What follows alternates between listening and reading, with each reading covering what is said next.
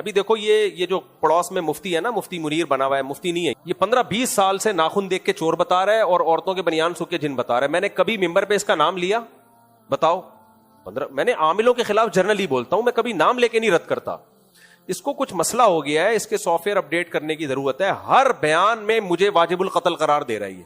آج جمعے کے بیان میں پھر اس نے بیان کہ مفتی طارق مسعود واجب القتل ہے. اس کو تکلیف کس بات کی ہے؟ میں نام اس لیے لے رہا ہوں کہ بہت زیادہ ہر جمعے کے بیان میں اس کا ٹاپک ہی یہی.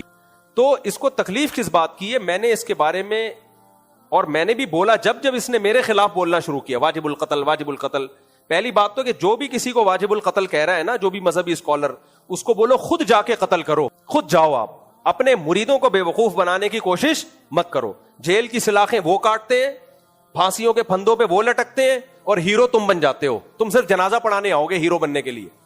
تو یہ کام جو بھی جب آئندہ جمعے کی تقریر میں بولے نا واجب القتل ہے گستاخ, تو بولو سر ایک آپ جس کو گستاخ سمجھتے ہیں نا وہ ادھر ہی قریب میں رہتا ہے, آپ کائنڈلی یہ ہمت کریں جا کے, پھر ہم آپ کا جنازہ پڑھائیں گے. اگر حکومت نے آپ کو پھانسی پہ لٹکا دیا یا مفتی صاحب کے گارڈوں نے آپ کو مقابلے میں شہید کر دیا, تو مفتی صاحب کے جنازے میں ہم نہیں آئیں گے, لیکن ہم آپ کا جنازہ پڑھائیں گے. آپ شہادت کے مرتبے پہ پہنچو گے. تو سر یہ کام آپ کریں. یہ تو اس کا اصل جواب ہو گیا کہ جمعے میں نا جب بھی آئندہ دوبارہ وہ بولے نا گستاخ واجب القتل ہے, تو آپ کھڑے ہو جائیں, آپ بولے سر یہ کام آپ کریں, یہ پسٹل ہم آپ کو دیتے ہیں. یہ جو صحرا ہے نا, یہ آپ اپنے یہ کریں, اپنے مریدوں کو بے وقوف بنانے کی. یہ اپنے مریدوں سے یہ کام کرواتے ہیں, ان کو جیلیں ہوتی ہیں, گارڈ بعض دفعہ ان کو الٹا جواب میں مار دیتے ہیں اور یہ ہیرو بن جاتے. تو پہلی بات تو یہ. دوسری بات یہ کہ جب اس نے میرے خلاف بولنا شروع کیا تو پھر میں نے اس کو ایکسپوز کیا کہ اس کو تکلیف اس بات کی ہے کہ میں عاملوں کے خلاف بولتا ہوں, اور مجھے اس کے بارے میں مستند جگہوں سے پتا چلا ہے کہ یہ خواتین کے بنیان سونگ. تو اب اس کو چڑھو رہی ہے اسی جملے سے بنیان بنیان بنیان. تو اس کا حل یہ کہ آپ بنیان سونگنا چھوڑ دیں. آپ کی عزت اس میں نہیں ہے کہ آپ میرے خلاف باتیں کرنا شروع کریں, آپ کی عزت اس میں ہے کہ بنیان سونگنے والا کام بولو چھوڑ. غیرت ہوگی تو یہ کام چھوڑے گا نا, ان کا دھندا بنیان سے چلتا ہے. تو وہ بھی بے غیرت ہیں جو اپنی بیویوں کے بنیان ان لوگوں کو لا کے یا عورتوں کے بنیان سنگھاتے ہیں یا اپنے بنیان سنگھاتے ہیں. اور جو سونگتا ہے اس کا تو امیون سسٹم بہت ہی بوسٹ کیا ہوا ہے, تو ان کو تکلیف اس بات. اس لیے میں اس کو کہہ رہا ہوں کہ شرافت سے باز آ جا, ورنہ سافٹ ویئر اپڈیٹ کرنا ہمیں بھی آتے ہیں, ٹھیک ہے نا. اور اصل بات یہ کہ بنیان چھوڑ دے تو. جب تو بنیان سونگنا چھوڑ دے گا تو ہم بولنا بھی چھوڑ دیں گے. اور تو ہم تو بول رہے ہیں تیری وجہ سے, دفاع میں بول رہے ہیں, ورنہ بنیان سونگنے والے تو ہزاروں پڑے ہوئے. ہم نے کبھی بولا کسی کا نام لے کے کسی کے خلاف؟ تو یہ مسئلہ. خیر اب کہاں ہم نکل لیے, آگے چلتے ہیں میرے بھائی. بس جلدی سے 5 منٹ میں یہ مکمل کرتا ہوں. تو اللہ نے فرمایا وَلَا تَقْتُلُوا النَّفْسَ الَّتِي حَرَّمَ اللَّهُ إِلَّا بِالْحَقِّ, کسی انسانی جان کو قتل مت کرو. وَمَنْ قُتِلَ مَظْلُومًا, اگر کسی نے تمہیں قتل کر دیا ہے یا تمہارے کسی ریلیٹو کو, تو خود سے یہ نہیں کہ قاتل کے بھائیوں کو قتل کر دیا, دشمنیاں بڑھا دی. فَقَدْ جَعَلْنَا لِوَلِيِّهِ سُلْطَانًا, تو ہم نے مقتول کے ولی کو قدرت دی ہے کہ وہ قاتل کو قتل کر سکتا ہے. فلا یسرف فی القتل, لہذا قتل میں حد سے تجاوز نہ کر. کیا مطلب؟ قاتل کو صرف قتل کرنے کی اجازت ہے قصاصاً, چاہو تو دیت لو یا اس کو قتل کرو. قاتل کے علاوہ کسی اور طرف جانے کی اجازت نہیں. بعض علاقوں میں ایسا ہوتا ہے قاتل, آپ کے ابا کو کسی نے قتل کیا, آپ نے کہا قاتل مل گیا تو ٹھیک ہے اس کو مار دیں گے, وہ نہیں ملا تو اس کے بھائی کو مار دیں گے, وہ نہیں ملا تو اس کے چاچا, جو ملا اس کو مار. یہ بعض علاقوں میں ہوتا ہے, یہ ناجائز ہے بھائی. جو مجرم ہے صرف اس کو, مجرم کے علاوہ کسی اور کو قتل نہیں کیا جا سکتا. وہی وہ ہو گیا جون پور میں نا, ایک آدمی نے کہا جون پور بڑا زبردست ہے, انصاف ہوتا ہے وہاں. گرو نے کہا نا, تو چیلے نے کہا کہ حضور وہاں نہ جائیں, انصاف اتنا ہوتا ہے افورڈ نہیں کر پائیں گے. اس نے کہا نہیں انصاف ہوتا ہے, سب کے ساتھ مساویانہ سلوک. تو اس ملک میں چلے گئے یہ, تو وہاں دیکھا کہ جلاد ایک موٹے آدمی کو پھانسی پہ لٹکا رہا ہے, اس کی گردن آ نہیں رہی, گردن نہیں آ رہی. اب یہ جو گرو تھا نا یہ باریک گردن والا تھا, تو جلاد نے بادشاہ کے کہا بادشاہ سلامت, جس کو قتل کی سزا سنائی گئی ہے اس کی گردن اتنی موٹی ہے پھندے میں نہیں آ رہی.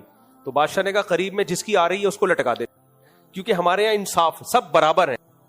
قاتل اور جو غیر قاتل سب کیا ہیں برابر. قاتل کی نہیں آ رہی تو جس کی آ رہی ہے, تو گرو کی آ رہی تھی, اس کو پکڑ کے لے جانے گئے, وہ بھاگا اور توبہ کی کہ آئندہ اس کنٹری میں نہیں آؤں گا. تو بعض گاؤں میں دیہاتوں میں ایسا ہوتا ہے کہ اصل قاتل مل نہیں رہا, تو چلو اس کا جو ریلیٹو مل رہا ہے فی الحال اس کو مار دو. اس سے جو دشمنیاں اور جو لڑائیاں صدیوں تک نسلیں برباد ہو جاتی. میں گلگت کے ایک گاؤں میں گیا, ہمارے ایک دوست مجھ سے یہاں ملنے آئے, میری بڑی گپ شپ تھی ان سے. جب میں گیا تو انہوں نے مجھے بلایا کہ آپ آئیں. ایک پوائنٹ طے ہوا کہ وہاں تک آپ آ جائیں, یہاں تک میں آؤں گا, ملاقات ہوگی. میں نے کہا اکیلے آ رہے ہوں گے, دیکھا 50 بندے کلاشن کوفے لے کے ان کے ساتھ. ابے میں نے کہا کیا ہو رہا ہے بھائی, میں تو آپ سے ملاقات کے سلسلے میں حاضر ہوا ہوں, یہ مجھے اغوا کرنے آئے ہو, کیا کرنے آئے ہو؟ میں پہلے تو ڈر گیا. اچھا ان کی تھی بھی ماشاءاللہ 4, یہ موضوع سیٹ کے بعد. تو 4 بیویوں کا فائدہ یہ ہوا کہ ان کے بیٹے پوتے داماد وہ سارے کلاشن بردار, پوتے وہ سارے وہ آئے ملنے کے لیے. میں اکیلا باری میں بیٹھا ہوں ان کے سامنے, وہ میرے سامنے, اور اس زیادہ کیمرے کا دور تھا نہیں اس وقت, 2000 میرا خیال ہے یہ 11 یا 12 کی بات. تو میں نے کہا یہ سب کیا ہے؟ کہتے ہیں یار وہ ہماری دشمنی ہے, اس کے بغیر ہم کہیں جا. میں نے کہا دشمنی کیوں کہہ رہے ہیں؟ ہمارے باپ نے فلانے کے چاچے کو مارا تھا تو اس کے پھپھے نے ہمارے نانے کو مار دیا, تو ہمارے نانے نے اس کی پھپھو کو مار دیا, تو اس کی پھپھو نے اس کے دادا کو مار دیا, تو اس کے دادا نے اس کے بھتیجے کو مار دیا. تو کہہ رہے ہم لوگ کے سسٹم یہ ہے کہ جو ملے مار. تو میں نے کہا آپ نے بھی کوئی مارا؟ کہہ رہے میں نے تو نہیں مارا, میرے فلاں نے مارا تھا, تو وہ تو مل نہیں رہا, پتہ نہیں کہاں دبئی بھاگ گیا, کہاں بھاگ گیا, تو اب میں نے مارا نہیں ہے لیکن ماریں گے مجھے. یہ میں نے کہا یار عجیب ڈرامہ چل رہا ہے یار. کہہ رہے چل یہی رہا ہے مارکیٹ میں, تو زندگی ہے یار یہ, ہر وقت پلاش 50-60. کہتے ہم تو جہاں چائے پینے بھی جاتا ہوں, کہہ رہے 50 آدمی میرے ساتھ ہوتے ہیں. میں نے کہا ایسا تو نہیں ہوتا کہ اب آپ نہیں ملیں گے تو وہ مجھے مار دیں گے, کہ آپ کا چاچا نہیں مل رہا تو آپ کا جو وہ مجھے مینٹور کہتے تھے, اپنا مرشد کہتے تھے, تو آپ کا مرشد ملا اس کو مار دو. پھر میں نے ان کو ایک واقعہ سنایا. ایک آدمی KPK کے کسی گاؤں میں گیا, وہ قبائلی علاقوں میں نا, کراچی والا گیا. تو اب وہ کراچی والا بیچارہ وہ KPK وہ بڑا غیرت مند تھا, اس نے کہا چلو ہم تمہیں سیر کرا. گاؤں کا واقعہ ہے, KPK میں ایسا ہوتا نہیں ہے, کسی علاقے کا. تو وہ اس نے کہا ہم چلو کراچی والے کو کہا تمہیں سیر. تو جانا ادھر تھا, بڑے لمبے راستے سے اس کو لے کے. والے نے بولا بھائی یہاں جانا ہے تو گھما کے کیوں لے کے جا رہا ہے؟ اس نے کہا خو ادھر ہمارا دشمن وہ فائدہ. کراچی والا ڈر گیا, بھائی بھائی یہ تو مسئلہ خراب ہے یہاں پہ نا.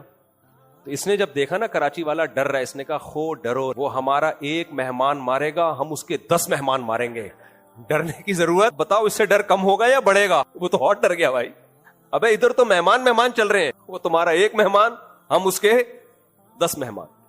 تو جب وہ 50 کلاشن کو برداروں کے ساتھ آئے نا اور کہا کہ اس طرح سے مارا جاتا ہے, میں نے کہا بھائی میرا کیا ہوگا؟ ایسا نہ ہو بولے یار یہ اس مفتی کو ہی اڑا دو فی الحال. یہ تو خیر اتنا بھی نہیں ہوتا. اچھا ایک بات ہے, ان علاقوں میں علماء کی بڑی قدر ہے, اور صرف علماء کی وجہ سے امن قائم ہے. صرف علماء, اگر علماء نہ ہوتے نا تو کٹ کے ختم ہو. وہ آتے آخر میں مولوی کے پاس کہ مولوی کا جو فیصلہ ہوگا وہ مانیں گے. تو مذہب کی بڑی عزت ہے, یہ بھی ایک پازیٹیو چیز ہے. لیکن بھائی مذہب کو پورا فالو کرو. اللہ قرآن میں کہہ رہا ہے کہ قاتل کے علاوہ کسی سے دست درازی کی تمہیں اجازت نہیں ہے. بس 1-2 آیتیں پڑھ لیتا ہوں میں. آگے اللہ نے فرمایا وَلَا تَقْرَبُوا مَالَ الْيَتِيمِ, یتیم کے مال کے قریب بھی مت پھٹکو. باپ کا انتقال ہو گیا اور تمہاری چھوٹے بھائی ہیں, چھوٹی بہنیں ہیں, ان کا مال مت کھاؤ. نہ چاچا کھائے, نہ ماموں کھائے, نہ باپ کھائے, نہ بڑا بھائی, اس کے مال کی حفاظت کرو. فرمایا وَأَوْفُوا بِالْعَهْدِ, معاہدوں کی پابندی کرو. جس انسان سے بھی کوئی ایگریمنٹ ہوتا ہے اس کی پابندی کرو, کیونکہ ان العہد کان مسئولا, ایگریمنٹ کے بارے میں صرف گورنمنٹ نہیں پوچھتی, آخرت میں کون پوچھے گا؟ اللہ پوچھے گا. وَأَوْفُوا الْكَيْلَ إِذَا كِلْتُمْ, جب بھی کسٹمر کو کوئی چیز تول کے دو تو پورا تولا کرو, اس میں ڈنڈی مت مارا کرو. وَزِنُوا بِالْقِسْطَاسِ الْمُسْتَقِيمِ, بڑا مزہ آتا ہے اس آیت کو پڑھ. وَزِنُوا بِالْقِسْطَاسِ الْمُسْتَقِيمِ, سیدھے ترازو سے وزن کیا کرو, ترازو میں ڈنڈی نہ مارا کرو. پیمانہ کیا ہونا چاہیے؟ اس میں ایکوریسی ہونی چاہیے. علماء نے لکھا ہے کہ یہ پیمانہ صرف وہ ترازو نہیں ہے, ہر جگہ یہ پیمانہ, عقل کا پیمانہ بھی جب آپ اینالائز کریں کسی کی بات کو تو اس میں فرقہ پرستی میں نہ آئے, اس میں رشتہ داری میں نہ آئے. آپ دلیل سے تجزیہ کر کے دیکھیں کون صحیح کہہ رہا ہے اور کون غلط کہہ رہا ہے. آپ کے فرقے کے خلاف بات جا رہی ہے اگر تو بھی اگر صحیح کہہ رہا ہے تو بھائی ایکسپٹ کرو اس کو. آپ ہمارے ہاں جو لوگ یہ بھی کہتے ہیں نا کہ فرقہ واریت غلط ہے, سب سے زیادہ ہٹ دھرمی وہ دکھا رہے ہوتے ہیں, سب سے زیادہ ہٹ دھرمی وہ دکھا رہے ہوتے ہیں. ان کے خلاف جب کوئی بات آئے گی تو بعض ایسے بھی اسکالر ماضی قریب میں گزرے ہیں جنہوں نے صحابہ کو بہت برا بھلا کہا. جب علماء کو غصہ آیا اور علماء نے ان کے عیب دنیا کو بتانا شروع کیے تو ان کے فالوورز بہت سیخ پا ہو گئے. تو علماء نے کہا کہ یہ جب صحابہ کے خلاف بول رہے تھے اور پھر ہم جب صحابہ کا دفاع کرتے تھے تو آپ ہمیں کہتے تھے کہ تنقید سے بالا تر صرف پیغمبر کی ذات ہے, تو پھر آپ کے پیر و مرشد بھی تو تنقید سے بالا تر ہے نا, آپ کے اسکالر, ان پہ تنقید ہو رہی ہے تو دلیل سے جواب دو نا, غصے میں بوکھلاتے کیوں ہو؟ یہ آج کل بڑا مسئلہ ہے. صحابی کے خلاف بول لو, نہیں علماء کو غصہ نہیں آئے, چپ چاپ سنتے رہے. لیکن جب آپ کے کسی لیڈر کے خلاف بولو ایک دم غصہ لال پیلے, بھائی تنقید کے سے بالا تر بالفرض اگر صحابہ نہیں ہے تو آپ کا جو اسکالر ہے یا جو آپ جس کو فالو کرتے ہیں وہ بھی تو تنقید سے بالا تر نہیں ہے نا, اس پہ بھی تو تنقید ہو سکتی ہے نا. حضرت عثمان پہ اگر تنقید ہو سکتی ہے، حضرت معاویہ پہ اگر تنقید ہو سکتی ہے، تو آپ جناب پہ تنقید کیوں نہیں ہو سکتی؟ اس میں اتنا ایکسائٹڈ کیوں ہو جاتے ہو؟ آپ سے باہر کیوں ہو جاتے ہو؟ آپ بولا کرو ہاں بھائی انسان ہے، تنقید ہے تو کیا ہو گیا، تو دلیل سے جواب دو، غصہ کیوں کرتے ہو؟ تو یہ دوسروں کے لیے غصہ نہیں ہے، اپنے بابوں کے لیے ان کے دل میں بہت غصہ ہے، ان کے لیے بڑی زیادہ غیرت رکھتے ہیں۔ خیر، ہم آگے اللہ نے فرمایا وَلَا تَقْفُ مَا لَيْسَ لَكَ بِهِ علم، 2 آیتیں بس رہ گئی ہیں، کر کے بیان ختم کرتا ہوں۔ اللہ کہتے ہیں جس چیز کی نالج نہ ہو نا اس کے پیچھے پھینکا مت کرو، پتا وتا کچھ ہے نہیں، ہر کہیں سے کوئی خبر آ گئی، آپ کو اس کی حقیقت معلوم نہیں ہے، چلا دی مارکیٹ میں۔ آج سسٹم یہی چل رہا ہے ہمارے ملک۔ بعض دفعہ ایک آدمی مظلوم ہوتا ہے، اسی مظلوم کو ظالم قرار دیا جا رہا ہو، کہتے ہیں اس نے خود کروایا ہے۔ بھائی آپ کے پاس کیا دلیل ہے اس نے خود کروایا ہے؟ تو ایسے ہی پھینکے جا رہے ہو، خاموشی اختیار کر لو، بھائی ہمیں معلوم نہیں ہے، لیکن چپ رہنا ہمیں آتا نہیں ہے۔ تو اللہ نے کہا جس چیز کی یقینی علم نہ ہوا کرے، علم یقینی چیز کو کہتے ہیں، اس کے در پہ مت ہوا کرو، مت پیچھے چلو اس کے، جب تک تحقیق نہ ہو جائے۔ اور فرمایا ان السمع والبصر والفؤاد كل اولئک کان عنہ مسئولا، آخری آیت، بلکہ 2 آیتیں بس۔ ولا تمشی فی الارض مرحا، زمین پہ اکڑ کے مت چلو، اکڑ کے چلنے کی اجازت صرف میدان جہاد میں اور ظالم کے خلاف لڑنے میں ہو۔ ظالم کو للکارو اکڑ، نارمل روٹین میں فنٹر بننے کی کوشش، میں یوں ہوں، یہ اکڑ کے چلنے کا مطلب صرف چلنا نہیں ہے، اکڑ کے بات کرنا بھی اس میں داخل ہے، بڑے بڑے بول بولنا بھی اس میں داخل، میں یوں، میں یہ اللہ کو پسند نہیں ہے۔ جب بات آئے عالم کون ہے؟ بھائی میں تو چھوٹا سا مولوی ہوں، بڑے بڑے لوگ مجھ سے علم میں پڑھے، میں تو چھوٹا سا مفتی ہوں، بڑے بڑے مفتیان کرام، ان بڑوں کے مقابلے میں تو ہم مفتی بھی نہیں ہیں، جاہل ہیں۔ آج یہ تواضع مذہبی لوگوں میں ختم ہو گئی، میں ہی ہوں سب کچھ، قرآن صرف مجھے آتا ہے، باقی سارے منجن بیچ رہے ہیں، حدیث صرف مجھے آتی ہے، باقی سارے 1400 سال سے گھاس کھا رہے ہیں۔ تو یہ کیا ہے؟ یہ باتوں کا تکبر ہے۔ ایک ہے چال میں تکبر، جو صاحب علم ہے اس کی باتوں میں تکبر ہوتا ہے، جو جسم اور صحت والا ہے اس کی چال میں تکبر آ جاتا ہے۔ تو اللہ کہتے ہیں زمین پہ تکبر سے مت چلو۔ ہاں جاہل باطل کا مقابلہ ہو رہا ہے، جیسے میدان جہاد میں ایک صحابی آئے، سر پہ پٹی باندھی اور ایسے اکڑ کے چلے، کہنے لگے حل میں مبارز، کوئی ہے مقابلہ کرنے والا؟ تو نبی نے کیا فرمایا؟ اللہ کو یہ چال بالکل پسند نہیں ہے، سوائے اس موقع پہ اللہ کو یہی چال پسند ہے۔ اللہ کے دشمنوں کو للکار رہے ہو، اس میں یہ نہیں کہ فقیر آپ کی خدمت میں حاضر ہوا ہے مارکوٹائی کے سلسلے، وہاں یہ سٹائل نہیں ہونا۔ آگے اللہ تعالیٰ فرماتے ہیں اسی لیے جو اپنے ملی نغمے ہوتے ہیں نا، جس میں اپنا امیج باطل کے سامنے دکھایا جا رہا ہوتا ہے، ہمارے پاس یہ میزائل ہے، ہمارے پاس وہ اسلام دشمنوں کو یا دشمن ممالک کو دکھایا جا رہا ہوتا ہے، اس پہ بھی لوگوں نے نیچے نیگیٹو کمنٹس لکھے ہوئے ہوتے ہیں، ابے تمہارے پاس صرف باتیں ہی ہیں، کر کچھ نہیں سکتے۔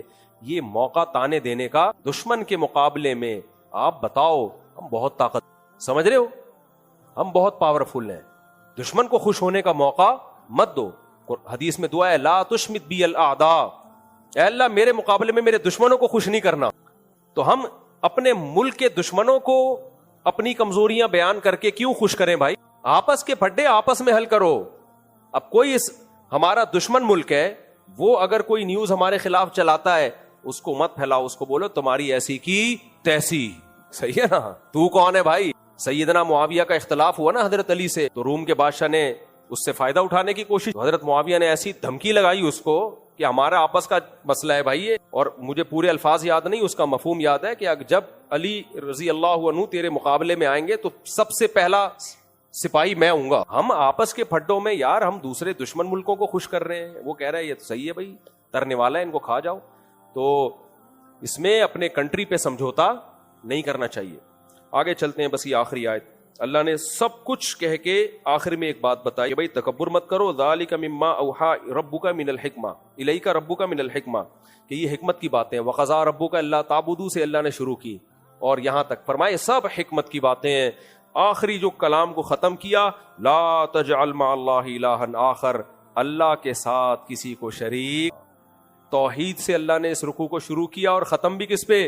توحید پہ بھی، اس کا 2 دفعہ حکم دیا، کیونکہ ساری نیکیوں پہ پانی پھر جائے گا اگر شرک کر۔ بعض لوگ ماں باپ کے ساتھ بڑے اچھے، سخاوت بہت زیادہ، بہت اللہ اللہ، کبھی یتیم کا مال نہیں کھایا انہوں نے، وہ بہت پیارے، پولائٹ، میٹھے، نبی کی محبت بھی بہت، لیکن یا اللہ کے ساتھ یا رسول اللہ مدد کے نعرے بھی لگاتے ہیں. اس لیے اللہ نے کہہ دیا اگر شرک کر لیا فَتُلْقَى فِي جَهَنَّمَ مَلُومًا مَدْحُورًا, دھتکار کے ملامت زدہ بنا کے تجھے جہنم میں پھینکوں گا میں, ساری تیری نیکیوں کو برباد کروں گا. میرے ساتھ کسی کو شریک کیا تو اللہ غیرت والا ہے, وہ شرکت برداشت نہیں. چاہے ماتھے پہ اتنے موٹے موٹے سجدوں کے محراب ہوں, ساری زندگی عبادت میں گزری ہو, ماں باپ کی خدمت میں گزری ہو, سخاوت کے دریاؤں, اللہ کی یاد میں روتے رہتے ہوں, اللہ کہتے ہیں میرے ساتھ کسی اور کو یا مدد کہہ دیا نا, مدد کے نعرہ لگا دیا, عبادت کر لی, معبود بنا دیا, زبان سے نہیں عمل سے بتا دیا کہ میں اس کو بھی معبود سمجھتا ہوں, شرک کیا, اللہ کہتے ہیں اٹھا کے سب نیکیاں برباد کر کے جہنم کا ایندھن بنا دوں گا میں, نہیں چھوڑ. اس لیے شرک بہت ہی غلیظ اور بری چیز ہے. اللہ ہم سب کو بچائے. وقت کافی ہو گیا, کل انشاءاللہ پھر سبحانک اللہم وبحمدک. میں نے اس کا سوال یہ تھا کہ شوہر نے 2 طلاقیں دی ہیں اور بیوی کہہ رہی ہے 3 طلاقیں. بیوی کے پاس کوئی گواہ نہیں ہے. اب گواہ نہیں ہے تو مفتی تو شوہر کی بات کوئی بولے گا کہ بھائی گواہ نہیں ہے, تو ایسے تو کوئی بھی عورت کہہ دے. لیکن عورت کو اگر 100% یقین ہے کہ شوہر جھوٹ بول رہا ہے تو عورت کسی بھی طرح سے اس سے علیحدگی اختیار کر لے, اس کو قریب نہ آنے دے. ایسی صورت میں کورٹ کا سہارا بھی لیا جا سکتا ہے. ایسی مجبوری میں یک طرفہ خلا لے لے, وہ کورٹ تو یک طرفہ خلا کہے گی, لیکن ہم یہ کہیں گے چونکہ 3 طلاقیں دی ہیں تو ویسے ہی حرام ہو گئی ہے وہ, تو کورٹ کا ایک ڈاکومنٹیشن کے لیے. لیکن جب عورت کو 100% یقین ہو, ڈرامے بازی نہ کر رہی, سمجھتے عورت جھوٹ بول رہی ہے تو پھر تو اللہ کا عذاب